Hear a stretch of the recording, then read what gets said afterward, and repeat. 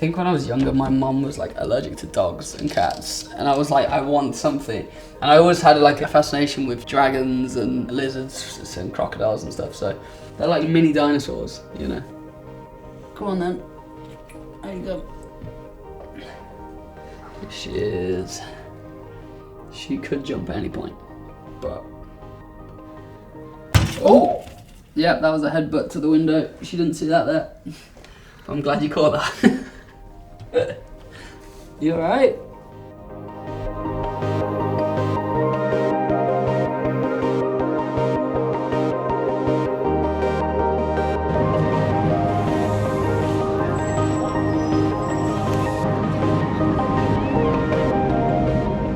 I mean, you'd think after 10 years I would have a routine, but it's basically just like shake the suitcase when I get into a hotel and see what happens. Yeah, there's no real way of putting it in. I just kind of chuck it in, see what happens. So Glasgow's always a special show for me personally because I'm from Scotland. I was born in Aberdeen. And so whenever we come to Scotland, we usually come and play a show in Glasgow. My family come down, my grandparents come down, and it's always like, it just feels like a bit of a reunion for me, and it makes it super special. Love you. Okay, love you too. See you later, bye. Cool. Off to the show for sound check. It's gonna be good. And no nerves at this point, it's just excitement really, you know.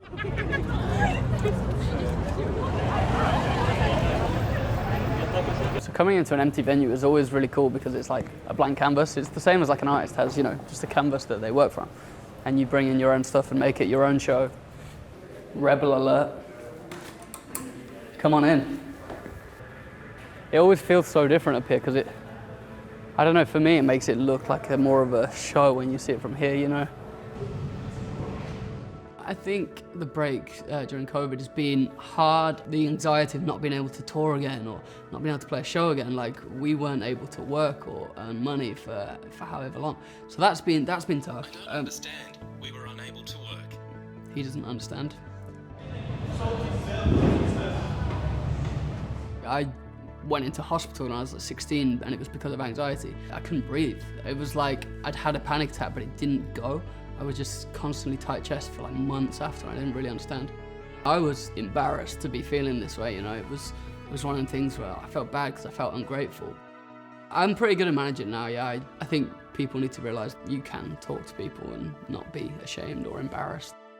So these are all the guitars that we use on this tour. Well, these are mine and Brad's guitars. James's are over the other side. This space is also like completely custom to me. It's obviously a cool like green thing. And then when you click this, the lights come on, which is really sick. It has lizards going all the way up the fretboard, my initials there as well. This has been like 7 years, I think I've had this, and it still looks amazing.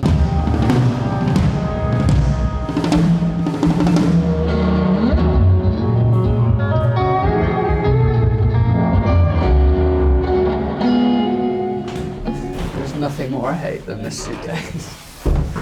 It's so bad. Okay. And this is a t-shirt I think I'm gonna wear for tonight. Super sick.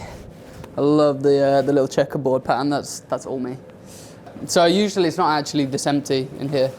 It's just because I've got here early today, which is a first. Soon this will be full of people partying and dancing. Oh, Lord, let's go. That is good, that. Whoa! It's coming home. It's coming home. It's coming home. Come on! Each member's drink of choice is Brad and James will go G&T.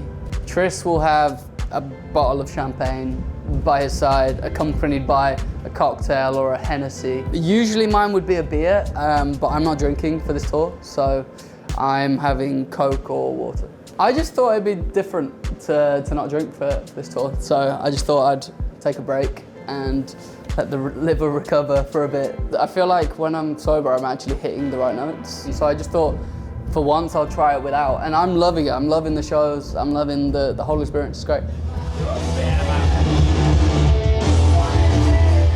The tour has been amazing up until this point. It's literally been incredible. I think For us, not playing a show in 2 years, that's been a massive factor in the fact that when we go out, we literally are giving 300% every show.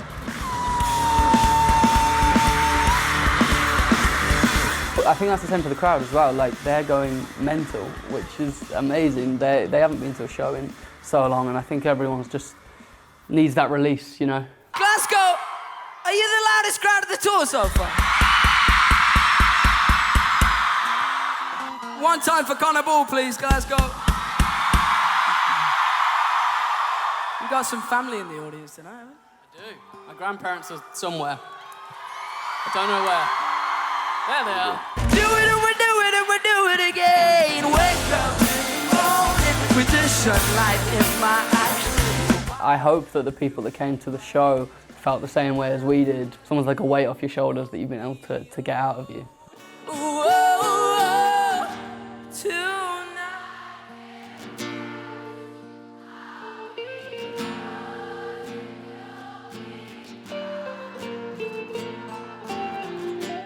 I felt pretty emotional coming off stage. It's been so long, and it's just something that we all want to be with the guys that are, you know, we've been with for 10 years and still be able to have that amazing show, that amazing connection. It was awesome. It's so good. Thank you very much for coming. That was crazy. Next show. Liverpool. Be there or be not there. No one has like an ego. No one's like, I want my idea to be the thing, or because that just, I don't think that works. I think that's down to us as people, but also like good management and good people around us as well. Good families. All our families are really close. So yeah, I think we have been lucky. Thank you so much, Glasgow. That was an absolutely unreal show. Really appreciate it. And see ya.